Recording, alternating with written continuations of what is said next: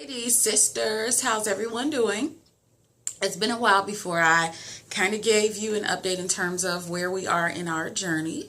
So I last updated you and told you that I would be getting an endometrial scratch to prepare my lining for my next cycle. So in August, I started my cycle, and then no, July, excuse me.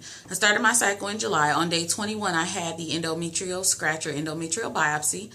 And then a week later, my cycle started. It was normal, heavy, regular flow. So I went in to do a baseline ultrasound, and the strangest thing happened, which the opposite of what I thought was going to happen happened. So my thinking is that if they injure my lining, I'm going to bleed. I'm going to thin the lining out. Well, I went in for the initial baseline ultrasound, and the tech said my lining was a 10. And I thought, oh, she must be mistaken. That can't be correct.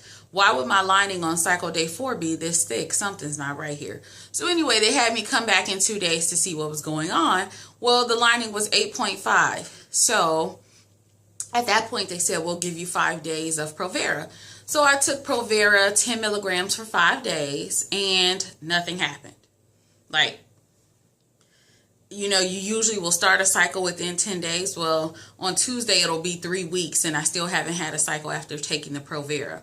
Now, the only thing I can say is that maybe it wasn't enough to cause a withdrawal bleed, enough progesterone, because I've never taken it less than 10 days. But I think they might have been trying to speed along the process to see what would happen so I could start off a cycle with all conditions being fair to progress as they should. So I currently am on cycle day 27. I'm thinking since the Provera didn't cause me to bleed early, maybe I'll start my cycle like I usually do.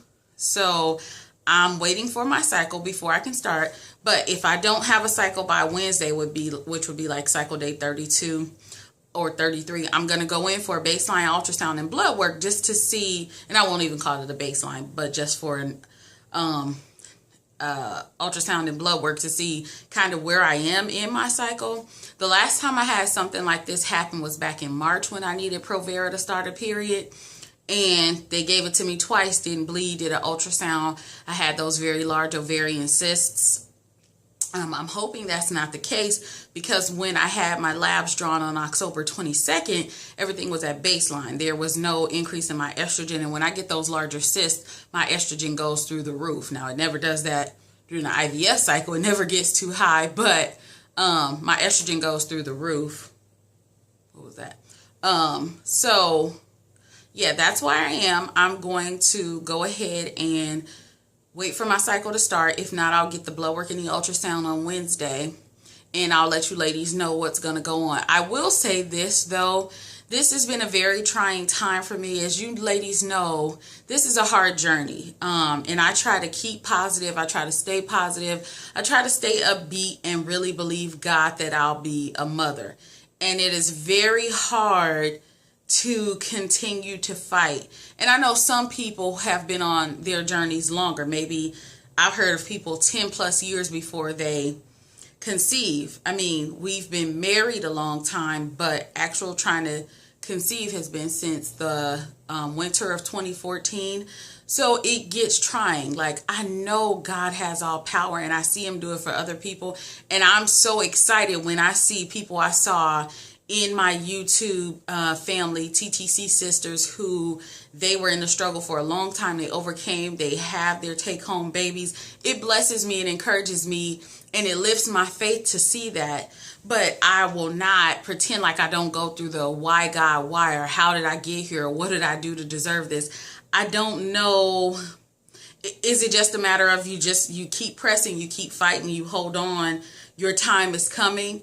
I'm just in an awkward place in terms of my emotions. I'm not giving up. I'm not doubting God. I'm going to go ahead with the process. But it is a fight, and it is a struggle to continue, especially like if I was just trying at home. If this was free, I don't think it would bother me as much. And there's no price associated with motherhood. That's not what I'm saying. But it's like you spend thousands of dollars, upwards of $20,000. You buy medication. You buy ovulation predictor kits, you buy pregnancy tests, and you still end up with the same results. And it's like, okay, God, what am I doing wrong? How do I get past this? So I know that my turn is coming. Sometimes, they that wait on the Lord shall mount up with wings as eagles. It's like that waiting time. Wait, I say, on the Lord.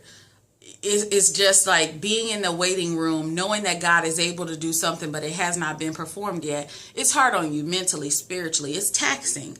So, but I'm going to hold on to the faith. I'm going to contend for the faith. I'm going to believe God that he is going to do what he said he's going to do. Because the one thing I know about God is that he is faithful who promised.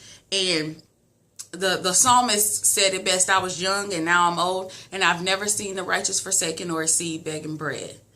So I'm going to believe God that he is going to see me through to the end of this process, and I'll get my take-home baby as well. So, ladies, I love you all. You guys are blessing me. I see all the take-home babies. LaQuisha with them boys over there, they are absolutely adorable. I saw Samantha Gray post her baby with her daughter. I'm just happy. And if I forgot you, I'm happy for all of my sisters. I'm just happy for everyone because I see the evidence of God's power and the manifestation of his glory in other people's lives. And I know if he did it for you, he'll do it for me. So I love you, ladies. I will update you as soon as my cycle starts or doesn't start. I'll get back to you on Wednesday and let you know what the plan is. But even though I'm a little shaken and just in a waiting room, I'm going to keep believing God, and he's going to see me through to the end. Love you all. Bye.